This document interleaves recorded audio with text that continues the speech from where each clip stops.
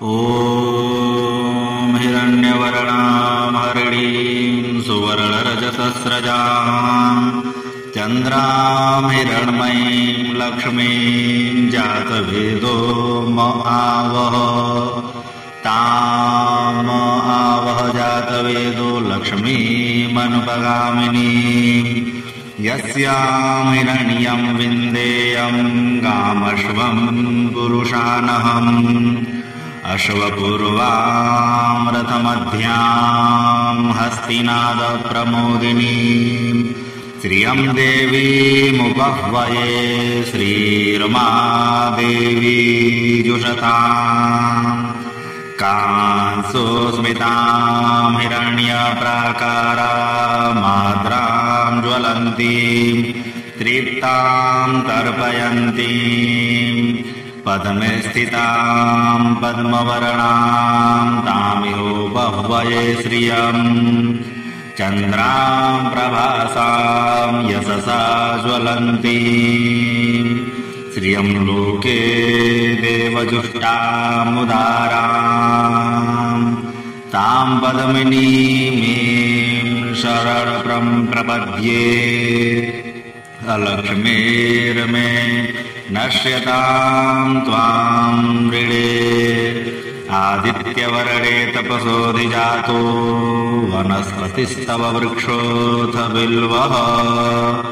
तस्य फलानि तपसानुदन्तु या अन्तरा याशबाह्या अलक्ष्मीः उपैतु मां देवसखः कीर्तिश्च मणिना सह प्रादुर्भूतोऽस्मि राष्ट्रेऽस्मिन् कीर्तिमृद्धिं ददातु मे क्षुत्पिपासामलां ज्येष्ठामलक्ष्मीं नाशयाम्यहम् अभूतिमसमृद्धिं च सर्वान्निर्वृद मे गृहात् गन्धद्वारां दुराधर्षां नित्यपुष्टां करिष्यीं ईश्वरीं सर्वभूतानां तामिहोपह्वये श्रियं मनसः काममाकुतिं वाचः सत्यमशीमहि पशूनां रूपमन्नस्य मयि श्रीश्रयतां यशः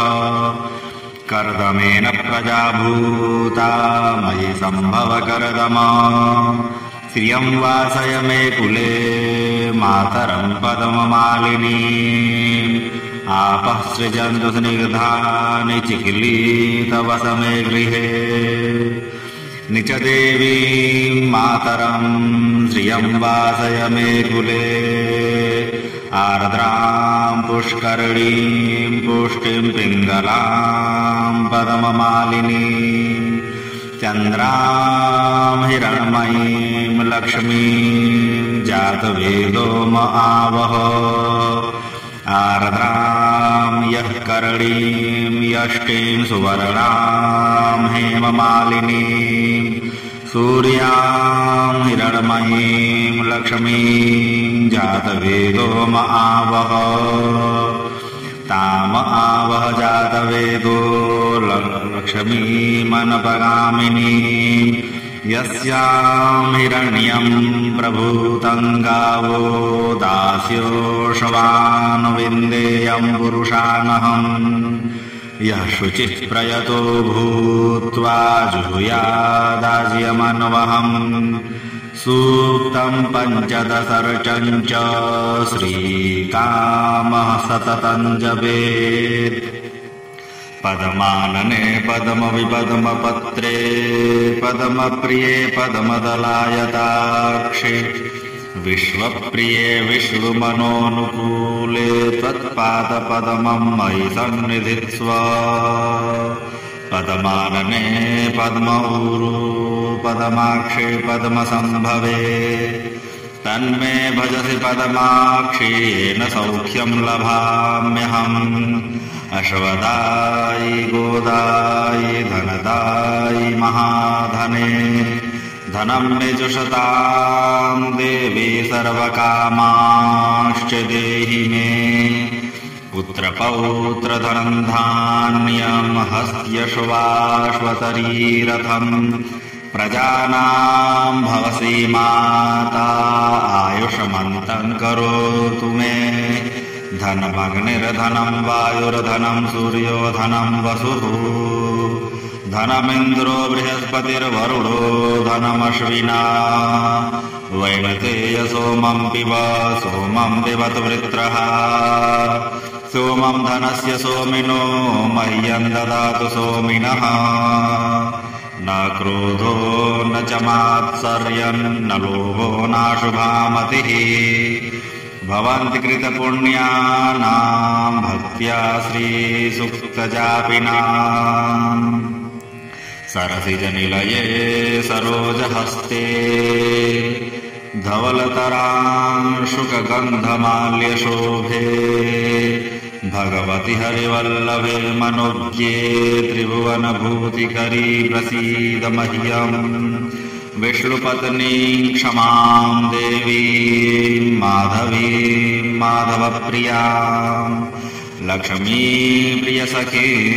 भूमिं नमाम्यच्युतवल्लभाम्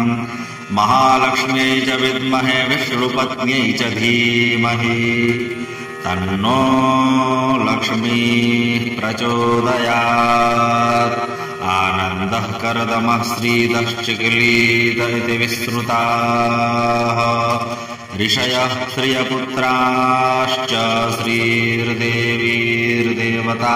मताः ऋणरोगादिदारिद्र्यपापक्षुदपमृत्यवः भयशोकमनस्तापा नश्यन्तु मम सर्वदा श्रीर्वरचस्वमायुष्यमारोग्यमाविधाच्छोभमानम् महीयते धनं धान्यं पशुं बहुपुत्रलाभं सत्संवत्सरं दीर्घमायुः।